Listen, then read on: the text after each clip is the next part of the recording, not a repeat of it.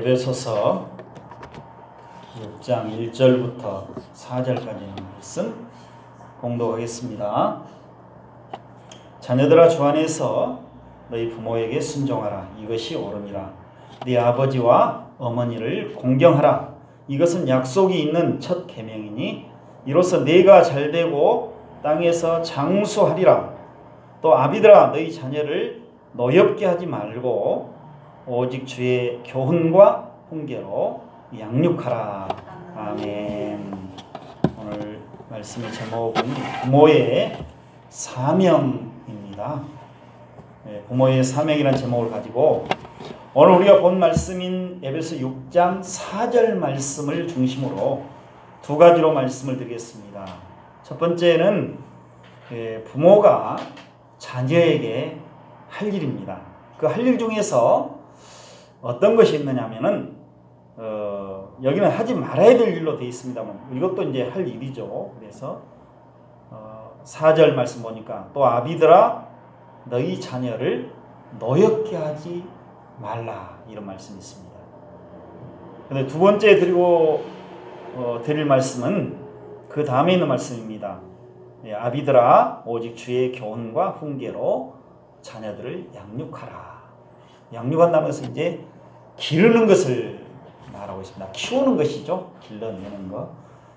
그래서 이 두 가지 말씀을 말씀드리려고 합니다. 오늘 말씀 보니까 이 아비들아 그렇게 말씀했거든요. 아비들아라고 할 때에는 그 어머니도 거기에 포함이 됩니다. 그 아이의 자녀의 어머니도 거기에 포함이 된다고 말씀입니다. 아버지들만 포함된 것이 아닙니다. 대표적으로 아버지라고 그렇게 말씀을 했습니다. 그래서 오늘 말씀 이제 에베소 6장 4절 말씀 다시 보면 또 아비들아, 너희 자녀를 노엽게 하지 말라는 말씀이 있고 골로새서 3장 21절 말씀에도 아비들아, 너희 자녀를 노엽게 하지 말지니 낙심할까 함이라, 이렇게 말씀하고 있습니다.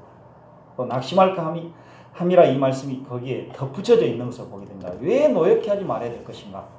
그것은 바로 자녀들이 낙심하기 때문에 그렇다. 그런데 여기 이제 노엽게 하지 말라는 말씀은 어떤 말씀이냐면은 성나게 하지 말라, 또 화나게 하지 말라, 또 자극하지 말라, 그런 의미의 말씀입니다. 그래서 이제 부모들이 자녀를 노엽게 하지 말아야 되는데 자녀들이 화나지 않도록 주의를 해라. 또 화가 나도록 막 자극해서는 안 된다. 그런 의미의 말씀인 것입니다. 그래서 이제 부모님들이 자녀들을 화나게 하는 거 왜 그렇게 화가 날까? 그래서 자녀들이 고통을 당할까? 그것은 바로 부모님들이 자녀들을 거칠게 다루는 것입니다. 거칠게 다루게 될 때는 이제 어떤 것들이 있냐면은 먼저는 말로 거칠게 다루는 것이죠. 같은 말을 할지라도 그냥 혹은 아주 좋지 않은 말, 또 뭐 낙심하게 되는 말, 또 자극하는 말. 예를 들어서 이제 공부를 자녀들이 잘해야 되는데 뭐 성적표를 딱 받아보고 부모님들이 볼 때 왜 이것밖에 안 되냐? 나는 그렇게 네가 공부하도록 뒤에서 밀어주고 안 해준 것이 뭐 있느냐? 다 해주었다. 너는 공부하면 되는데 옛날에는 우리 공부할 때는 뭐 공부만 했느냐? 그 지금 시대 사람들은 잘 모를 거예요. 우리 자녀들도 잘 몰라요. 근데 우리 이제 연세가 많이 드신 분들 여기 계시는데 옛날에 공부할 때 뭐 초등학교 다닐 때에도 초등학교 때부터 일을 했습니다. 그래서 학교 다녀오면은 집에 와가지고 소를 끌고 나가야 됩니다. 소를 먹이고 이제 해가 맞도록 하고 이제 들어와야 돼요. 그리고 와서 또 뭐 이렇게 쉬는 날, 근데 그때는 주일날만 쉬었죠. 또 방학 때, 농번기 때 전부 시골에 농번기가 있지 않습니까? 지금 이제 모내기를 하는 철이 지금 곧 다가옵니다. 그러면 이제 농번기를 줘요. 왜 농번기를 주냐? 학교를 안 가죠. 근데 가서 일하라고, 집에 가서. 그래서 그때는 뭐 초등학교부터 그냥 무조건 나이가 조금만 일할 나이 정도 되면 그냥 6살 지금 5살, 6살, 7살 막 그때부터 일을 하기 시작한 거예요. 학교에 들어가기 전부터 그렇게 일을 했습니다. 공부는 그냥 학교 가서 하는 거예요. 방학 때도 공부하고 그렇게 했었는데 어느 때인가부터는 자녀들이 그렇게 일을 합니까? 일을 안 해요. 도시 이제 여기 여수시인데 여수에 누가 그 농사일 시킵니까? 부모님들 일 누가 시켜요? 안 시킵니다. 공부만 해라. 내가 다 해주마. 그런데 그 자녀들이 공부를 못했을 때, 성적이 제대로 안 나왔을 때 부모님들이 하는 말이 나는 옛날에 일하면서 공부했는데 더 잘했다. 너보다 더 잘했는데 이게 뭐냐 하면서 막 꾸짖고 자극을 받아요. 고통을 당해요. 그래서 그런 부모님들의 거친 말들, 폭언, 또 욕하는 것들, 이런 것들을 자녀들이 듣고 나서 기억이 되는 것입니다. 마음의 기억을 하는 거예요. 그래서 이제 어떤 분들은 내적 치유해가지고 부모님들이 살아계셨을 때 자녀에게 좋지 않는 말을 하고 욕을 하고 또 막 좋지 않게 폭력을 행사하고 이것들이 자녀에게 그대로 남아있다. 부모님 돌아가셨어도 자녀들이 남아있어서 마음에 상처를 안고 살아오고 있는데 거의 치료받아야 된다. 이런 식으로 이야기를 하거든요. 다 남아있어요. 그것이 안 잊어져 버려요. 정당하게 부모님들이 정당하게 자녀들에게 어떤 교훈을 하고 어떤 걸 했으면 좋은데 아주 자극적인 말, 또 자녀들의 마음을 고통스럽게 하고 아주 좌절시키는 말들이 그때가 많이 있거든요. 앞으로 뭐가 되려고 그렇게 하느냐. 그렇게 하면서 막 안 좋은 말을 하고 옛날에 보면 그리고 폭력을 많이 행사했습니다. 자녀들은 우리 옛날 자녀들은요. 옛날 얘기해서 좀 죄송합니다. 젊은 분들이 들을 때는 이게 뭔 소리 하는지 모르는데 옛날 우리 잘할 때는요. 그냥 예고 없이 그냥 이게 내가 날라옵니다. 예고 없이 그냥 그 자리에서 저는 이제 그렇게 맞아본 적은 별로 없어요. 우리 가정은 그렇게까지는 안 했는데 다른 그 이웃 동네에 가서 보면은 그 부모님들 하는 것을 보면요. 예수님 안 믿는 사람들 보면은 그냥 그 자리에서 좀 마음에 안 든다. 일 시킬 때 좀 잘 못한다. 그러면 그 자리에서 그냥 이 대나무 세례가 날아와 버립니다. 정신없이 맞아버려요. 그런 것을 제가 봤습니다. 그렇게 맞았을 때 그 자녀들이 참 그때는 어쩔 수 없어요. 부모님들은 대항할 수가 없습니다. 무조건 순종이에요. 그때는. 지금 대항하고 이렇게 하지만은 그때는 무조건 죽어도 순종 이런 식이 되었거든요. 부모님들이 자녀들에게 아주 좋지 않는 말, 또 폭력을 행사하는 것, 물론 이제 채찍질할 때도 있겠습니다만 정당하게 해야 된다고 말이에요. 자녀들이 용납을 할 수 있도록, 받아들일 수 있도록, 화나지 않도록, 실망하지 않도록, 자제하지 않도록 그렇게 해야 한다는 것입니다. 근데 자녀들이 이제 그 폭행을 당하고 부모님들을 미워하는 것은 아닙니다만 아까 말씀드렸듯이 그 속에 남아있는 거예요. 그게 다 어른이 됐어도 남아있습니다. 그러니까 부모님에게 가까이 가려고 하지 않아요. 또 자기의 어떤 일들에 대해서 이야기를 하지 않으려고 합니다. 이게 자꾸 멀어져 버리는 것이죠. 서로 대화하고 서로 통해야 되는데 소통이 안 돼서 이제 자녀들이 잘못된 대로 갈 수밖에 없는 거예요. 나는 부모님에게 이야기하지 않겠다. 부모님과 나와의 관계가 이렇게 멀어졌는데 마음으로 멀어져 버린 것이죠. 그러니까 나는 알아서 살겠다.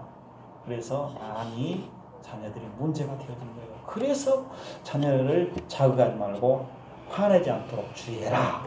이렇게 말씀을 하고 있습니다. 또 형제 간의 관계도 있어서도요. 그 형제와 자매들과의 관계에 있어서도 옛날에는 자녀들을 많이 낳기 때문에 자녀를 낳다 보면은 8명, 10명까지 자녀들 낳으니까 그 막내하고 또 자기 위에 제일 먼저 난 그 자녀들하고는 10살 차이, 12살 차이 이렇게 나버리거든요. 이렇게 나버려요. 그러니까 그 형님이나 누나들은 아주 어른이죠. 그 자녀들이 우리 5살 정도 먹었다. 그럼 그 얘는 한 17살, 12살 차이 납니다. 띠동갑이에요. 그러니까 얼마나 어른스럽겠어요. 5살이 17살 먹은 형님 누나를 볼 때는 그냥 부모처럼 여겨진 거예요. 그 한번 딱 말할 때는 다 들어야 돼. 그러지 않습니까? 그러니까 그런 것도 우리가 또 잘 생각해야 됩니다. 이 형제와 자매간의 관계도 서로 문제가 생기면 멀어질 수밖에 없어요. 형제와 자매를 가까워야 되잖아요. 서로 소통하고 대화하고. 저는 그런 형제와 자매들 볼 때 너무너무 좋습니다. 또 형제간들 중에서도 서로 가까운 사람들이 있습니다. 서로 통하는. 근데 어떤 형제가 또 멀어. 대화가 안 통해버려요. 예, 그런 것들은 서로 그 잘하면서 어릴 때 어떤 자극을 받았고 문제가 생겼던 것입니다.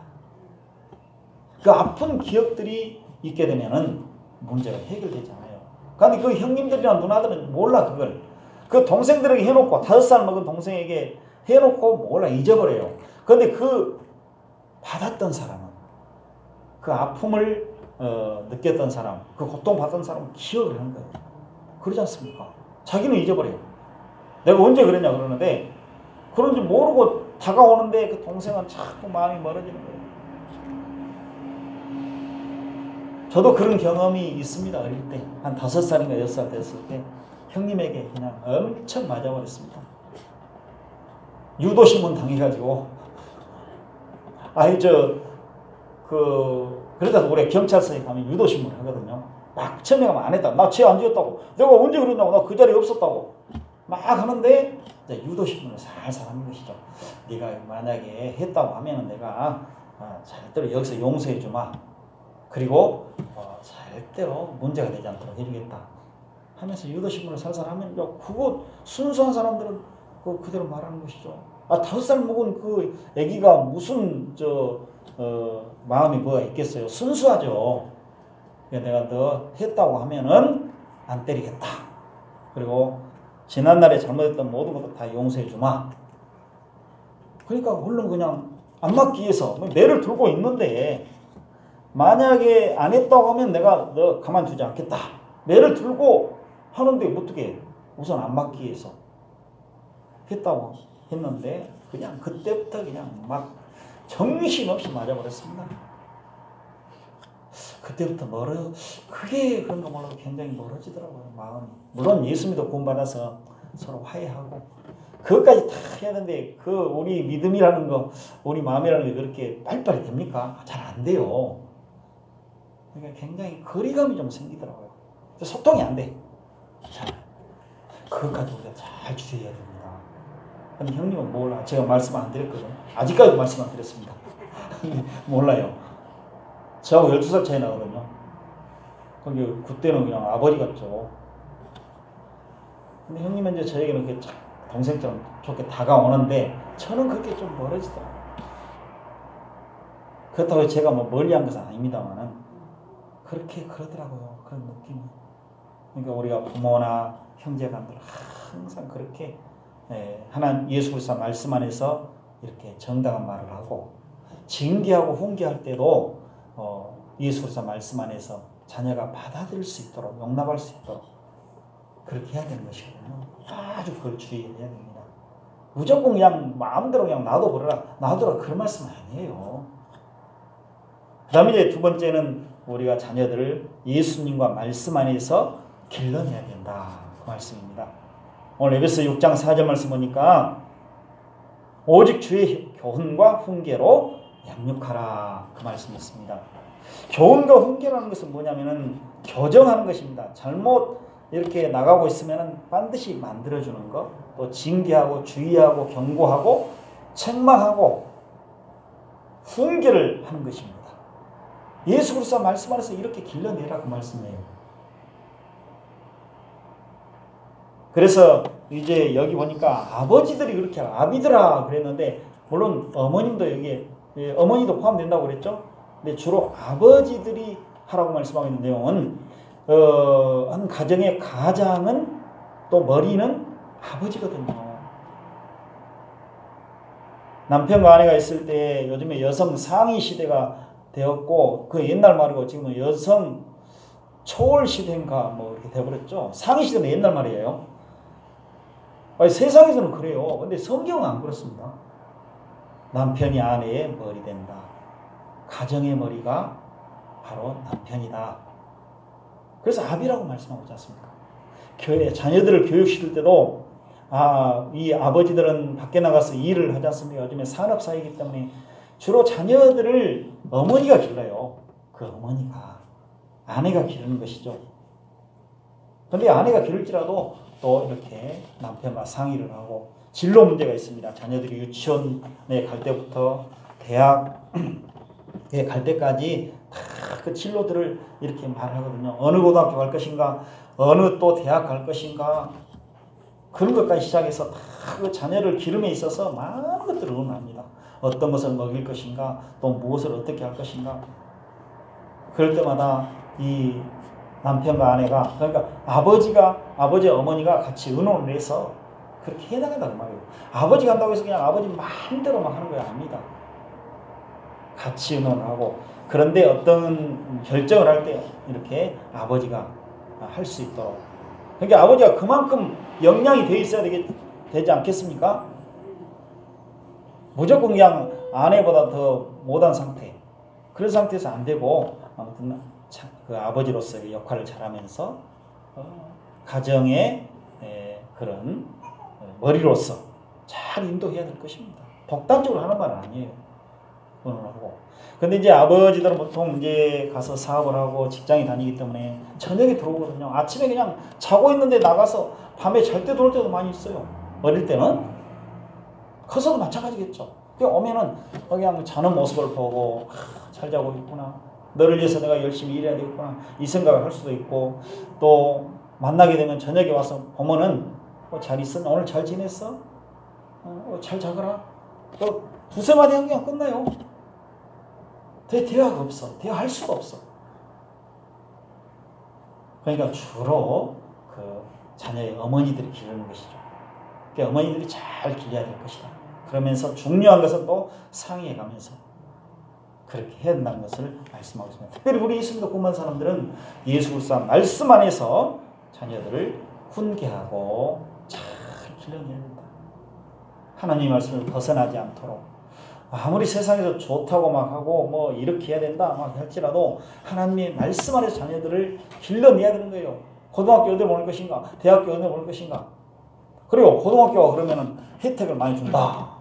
주로 불교나 뭐 원불교 그런 데서 혜택을 많이 준다고 할 때 그냥 무료로 보내주겠습니다. 장학금도 주겠습니다. 오시기만 하십시오. 그래도 우리 예수님도 구원받은 성도들, 저는 이제 목사로서 그렇게 안 보내고 있습니다. 안 보냈어요. 우리 자녀들. 그 불교에서 운영하는 그런 학교 혜택을 주겠다. 얼마나 유혹이 됩니까? 목사로서 도저히 안 되겠더라고. 하나님 앞에서. 그래서 그냥 그것도 다른 곳으로.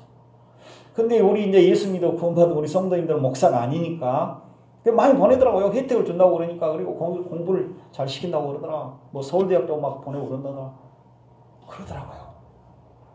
근데 우리 예수 믿어 구원받은 성도들은 그것도 잘 생각해요. 불교 재단이다 할 때는 뭔가 그런 냄새가 나게 돼 있습니다.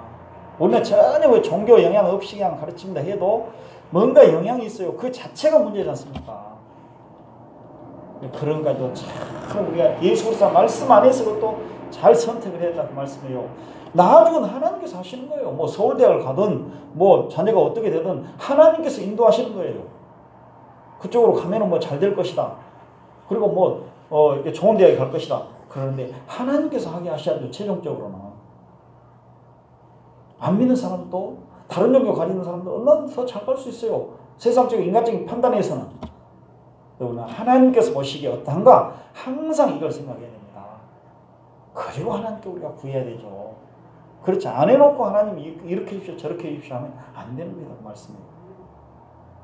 지금부터 한 25년 전에 지금 목사님 되셨습니다만은 자꾸 예를 많이 듭니다 오늘은.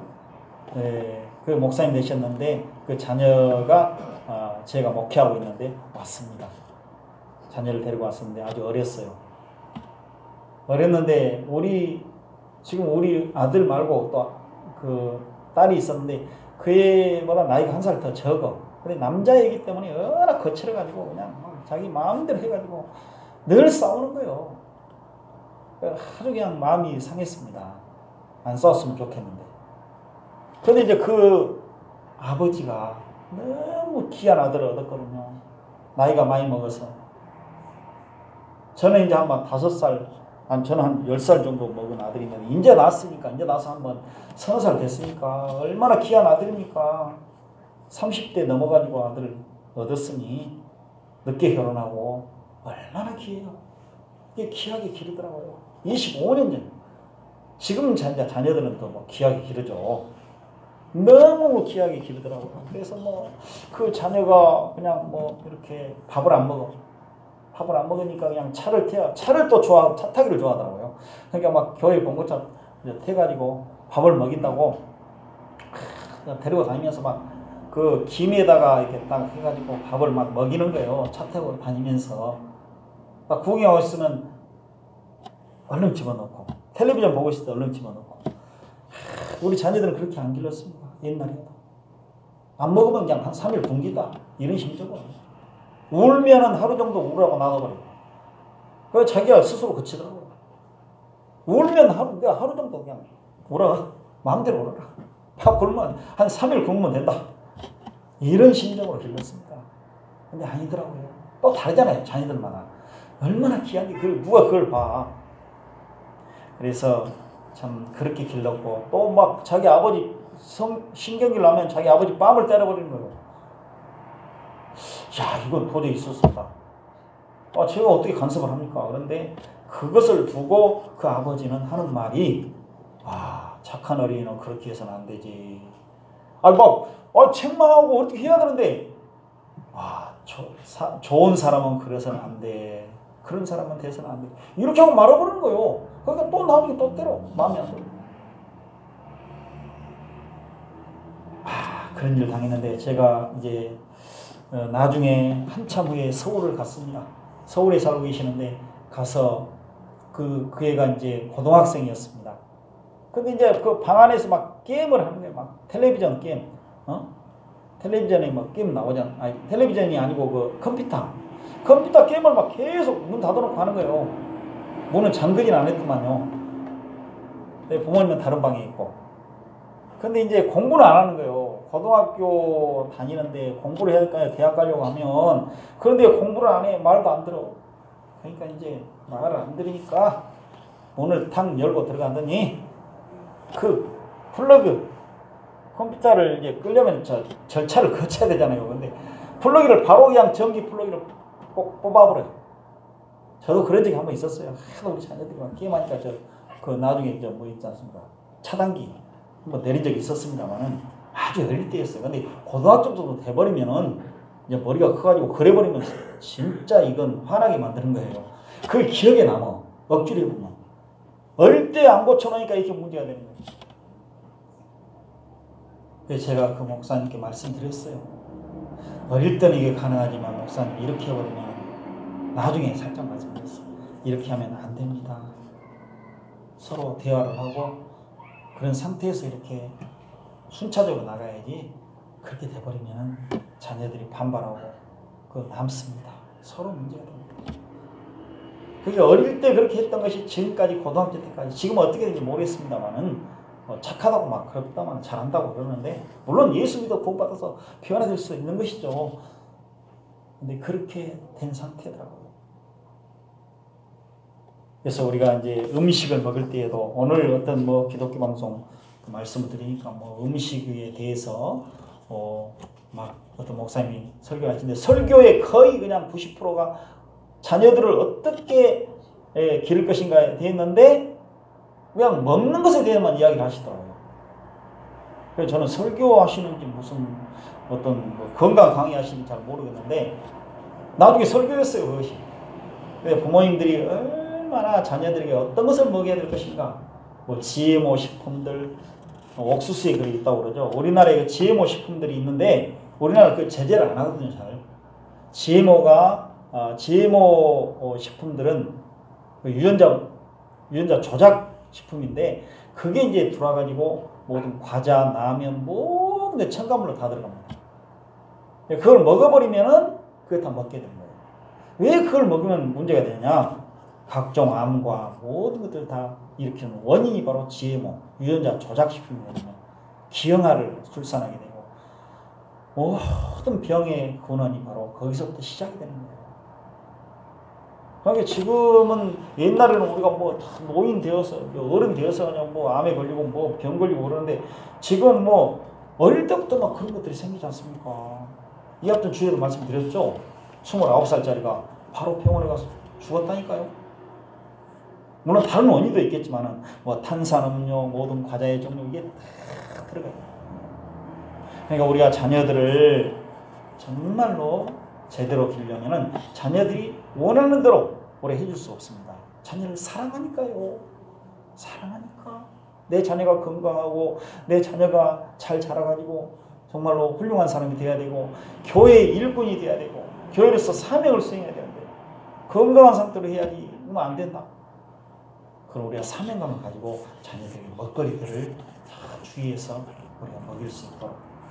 그런 분도 있지만은 그렇지 않는 사람들이 많습니다. 탄산음료 그리고 그 종류들 아이스크림, 과자, 라면, 빵 종류, 가공식품 이게 다 들어가 있습니다.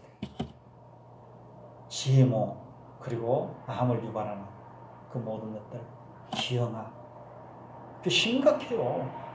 여러분들 인터넷 들어가서 한번 보십시오. 제 말만 듣지 말고 거기에서 많이 찾아보시기 바랍니다. 그러면 도저히 못 먹어요. 도저히 못 먹이게 돼 있습니다. 내 자녀를 내가 사랑하는데 어떻게 내가 이런 걸 먹여. 내 자녀가 다 죽게 생기는데 잘못 자라버리는데. 그래서 우리 영적으로도 자녀들 잘 길러야 되겠지만은 이렇게 육신도 중요하거든요. 영적인 것만 우리가 잘하고 육신은 알아서 해 이거 아니거든요. 영혼과 육신 합해서 한 인격을 가지고 있습니다.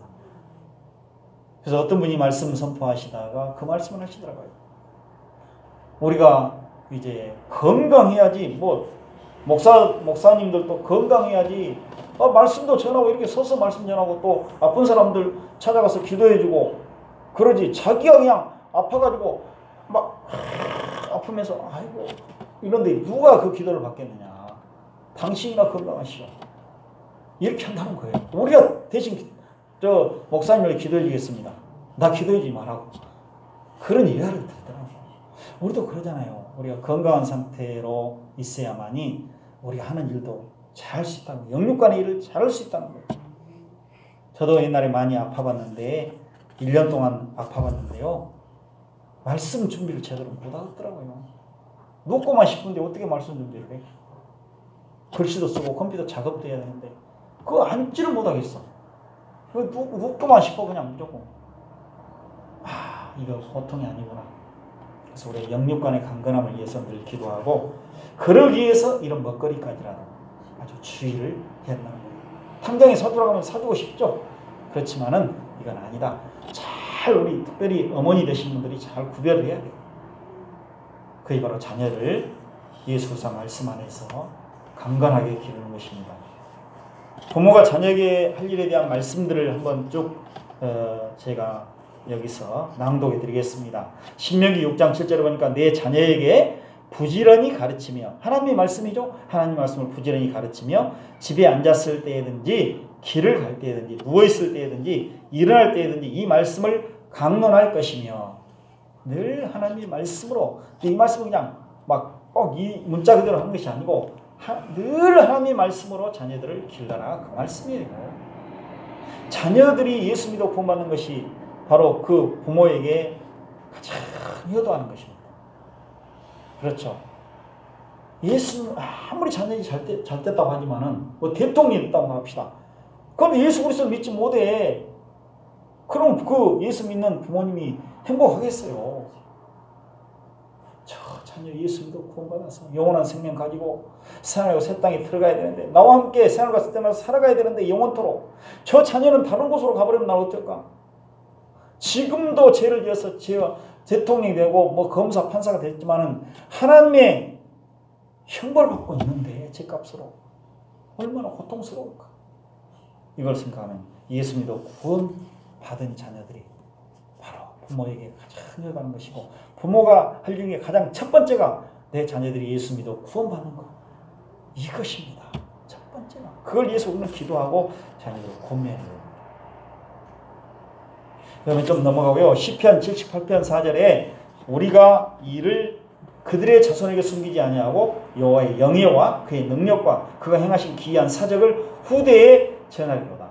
하나님과 하나님의 말씀을 자녀들에게 쭉 전하겠다는 거예요. 그리고 잠언 19장 18절에도 내가 내 아들에게 희망이 있은즉 그를 징계하되 죽일 마음은 두지 말지니라. 아까 화를 내면서 막 감정적으로 자녀들을 이렇게 막